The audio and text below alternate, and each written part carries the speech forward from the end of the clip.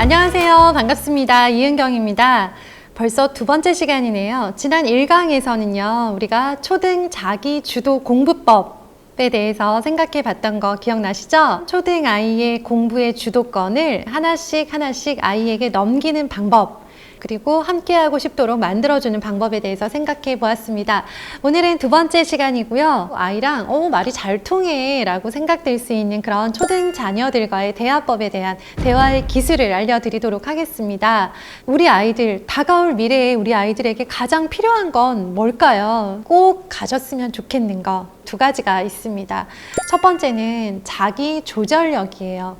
이건 어느 정도 1강에서 말씀드렸던 자기 주도 공부법과 연결된 이야기인데요. 결국 공부의 주도권을 가졌다, 가진다, 가지고 싶다라는 건요, 내 공부를 내가 조절할 수 있고 나 스스로 하기 싫은 공부를 의지를 들여서 할 때 스스로를 조절할 수 있는 그런 능력이 있어야 되거든요. 그리고 두 번째, 회복 탄력성도 필요합니다. 우리 아이들이 공부를 하든 학교 생활을 하든 나아가 사회생활을 하든 어려운 상황, 소위 말하는 극심한 스트레스 상황을 겪지 않게 되리라는 보장이 없습니다. 무조건 어려운 일은 만나게 되어 있어요. 우리 어머님들, 아버님들 진짜 힘든 일 많으시죠? 스트레스 너무 받아서 막 머리가 아프고 잠이 오지 않고 밥맛이 떨어지는 그런 스트레스 상황에 놓일 때가 종종 있으실 텐데요. 우리 아이들도 그런 일을 겪게 될 거란 말이죠. 안 겪게 해주고 싶지만 그건 부모의 욕심이라고 생각해요. 우리 아이들은 그런 일을 만나게 될 거고요. 그럼에도 불구하고 이런 상황에서 회복할 수 있는 얼마나 탄력, 탄성을 지닌 아이로 성장할 수 있느냐, 이건 사실 우리 부모님이 가지고 계신 아이를 바라보는 시선과 또 열린 마음의 대화들, 이런 것들을 통해서 얼마든지 키워줄 수 있는 부분이라고 생각해요.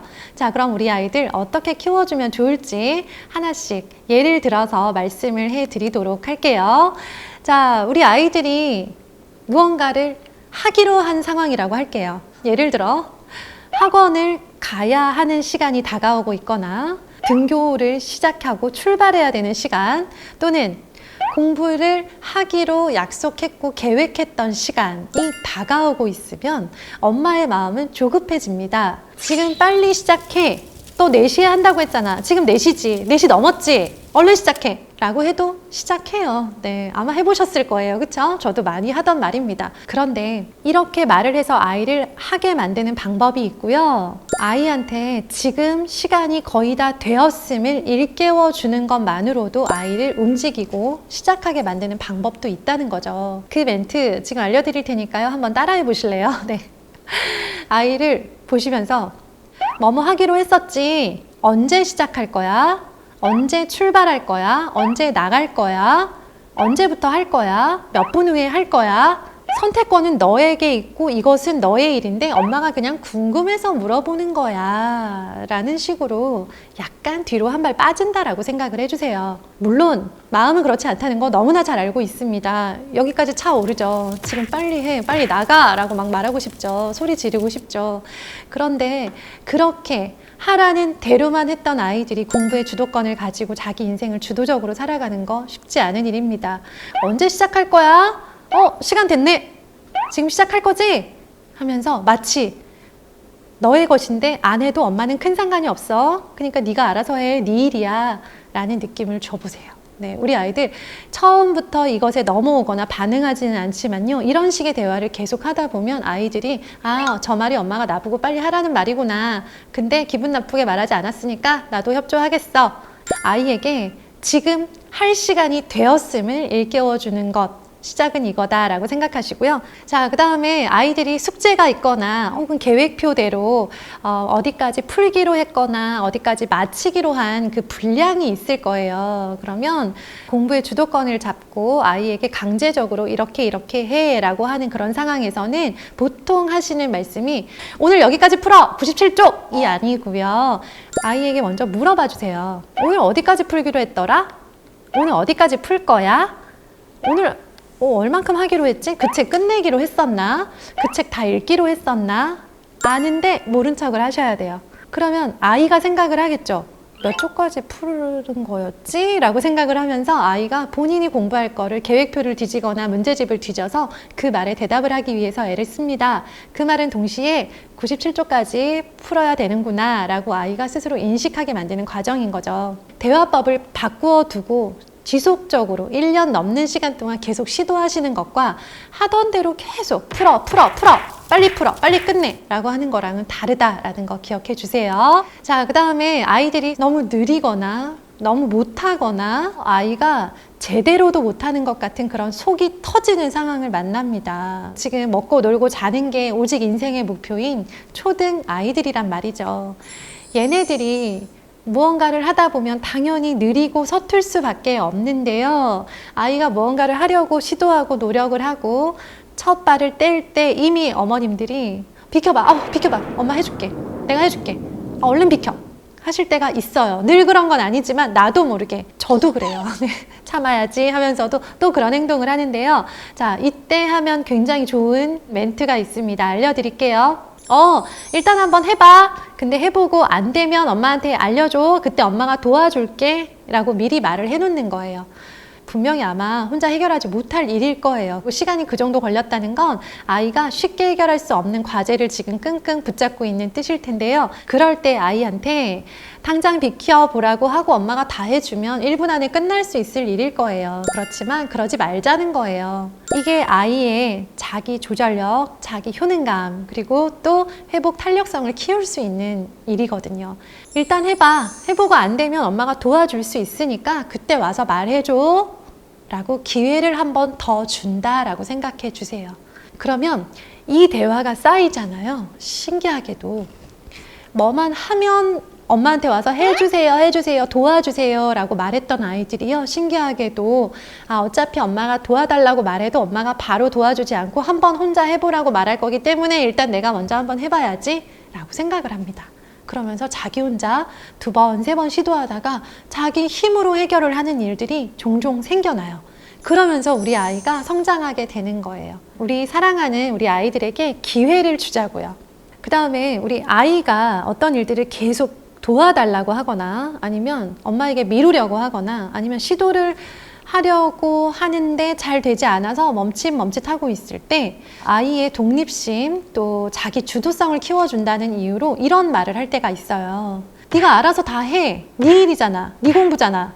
언제까지 내가 도와줘야 돼? 하면서 아이를 위한 거긴 하지만 때론 좀 차갑게 느껴지는 그런 말들을 할 때가 있어요. 물론 아이 옆에 앉아 항상 아이가 하는 일들을 다 도와줄 수는 없고요. 그럴 필요도 없지만 아이가 도움을 청할 때조차 좀 차갑게 내치지 않으셨으면 좋겠어요. 그래서 아이가 어떤 걸 시도하려고 하거나 나에게 자꾸 의지하려고 할 때 혹은 아무것도 도움을 청하지 않고 계속 자기 혼자 해결하려고 끙끙 앓기만 하는 모습을 보인다면요. 그때 아이에게 편안하게 한마디 먼저 건네주세요. 여기 이쪽에서 이거 하고 있을 테니까 도움이 필요하면 언제든 얘기해. 도움이 필요할 때 말해줘. 라고 미리 말을 해두잖아요. 그러면 아이 마음에는 든든한 마음이 있어요. 그래서 아이를 쉽게 도와주거나 쉽게 내치지 않고 그 사이에서 마치 시소를 타는 것처럼 균형을 잘 잡아가는 그런 대화법이 필요하다라는 거 기억해 주세요. 자, 방학이다 보니까 그리고 또 실제로 주말이든 시간이 나기만 하면 우리 아이들이요. 요즘 스마트폰, 또 스마트폰 게임, 유튜브, 텔레비전에 거의 중독 수준으로 헤어나오지 못하고 빠져있는 친구들이 너무 많습니다. 특히나 우리 코로나로 인해서 온라인 수업이 시작되고 나서부터는요, 이 스마트 기기를 사용하는 시간이 너무 많이 늘어서 우리 어머님들이 굉장히 골머리를 앓고 계세요. 엄마 입장에서는요, 또 아빠 입장에서는 굉장히 많이 참았어요. 전부 다 많이 하고 틈만 나면 하려고 하고 온라인으로 수업이 끝났는데도 계속 컴퓨터 앞에 앉아있고 이것저것 유튜브 링크를 타고 가면서 원하는 영상을 막 눌러보느라 시간을 가는 줄도 모르는 아이를 보면서 화가 난 마음에 아이한테 이렇게 말할 때가 있습니다. 게임 좀 적당히 해라. 좀 하면서 우리는 적당히 라는 표현을 쓰는데요. 이 표현이 틀린 건 아닌데 우리 아이들에게는 좀 헷갈리는 표현이에요. 왜냐하면 아이들은 적당히 하는 게 어느 정도 얼마나 하는 건지를 잘 몰라요. 엄마 머릿속에, 아빠 머릿속에 들어가 본 적이 없기 때문에 지금 엄마가 갑자기 왜 화를 내시는지, 갑자기 왜 적당히 하라고 하시는지, 그럼 적당히를 한다는 건 언제까지 몇 분이나 더 하라고 하는 건지 아이들 입장에서는 굉장히 추상적인 표현이거든요. 그래서 아이들에게는요, 가이드라인을 주시고 그 가이드라인 안에서 아이가 지킬 수 있도록 유도해 주시는 게 중요해요. 아이랑 미리 결정을 하는 거예요. 못하게 하는 게 아니라 하는 시간을 조절해보는 기회를 주시는 거예요. 몇 시까지 할 건지 정해서 알려줘. 오늘 몇 분 하기로 했지? 오늘 주말이니까 몇 분 하기로 했더라. 그리고 게임 몇 판 하기로 했지? 유튜브 채널 영상 몇 분 동안 보기로 했고 몇 편 보기로 했지? 라고 아이가 시작하는 시간과 끝나는 시간을 본인의 계획대로 움직이고 시작과 끝을 부모에게 고함으로써 아이 스스로 그 큰 가이드라인 안에 들어있되 그 안에서 좀 자유롭게 하도록 해주세요. 이왕 하는 거 눈치 보지 않고 편안하고 재미있게 자유롭게 하면 좋고요. 그래서 우리 아이들 적당이란 표현 대신 몇 시까지, 몇 분까지, 몇 분 동안 계속 시도하시면서요. 될 때까지 가시는 거예요. 자, 그 다음에 우리 스마트폰 하루 종일 들고 있는 아이들 보면서 이런 말 하실 때 있으실 거예요.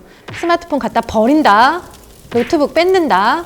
텔레비전 이제 아예 못 보게 그냥 엄마가 텔레비전 갖다 팔아버린다. 라고 현실적이지 않은 협박을 할 때가 있어요. 어디까지나 부모의 협박 때문에 강제적으로 이루어진 행동이기 때문에 오래 가기 어렵습니다. 규칙을 만들어 놓는 거, 우리 집만의 스크린 타임 규칙, 가이드라인을 잡아 놓는 거 굉장히 중요해요. 스크린 타임은 스마트폰, 텔레비전, 또 혹은 유튜브, 스마트폰 게임, 카카오톡 이렇게 영상물 혹은 스마트 기기를 활용해서 보내는 모든 시간을 말하는데요. 이 스크린 타임을 평일에는 몇 분, 몇 시간, 주말은 몇 분, 몇 시간 하기로 미리 약속을 정해 놓고요. 이 규칙을 어겼을 때 어떻게 할지에 대해서도 미리 이야기를 나누는 거예요.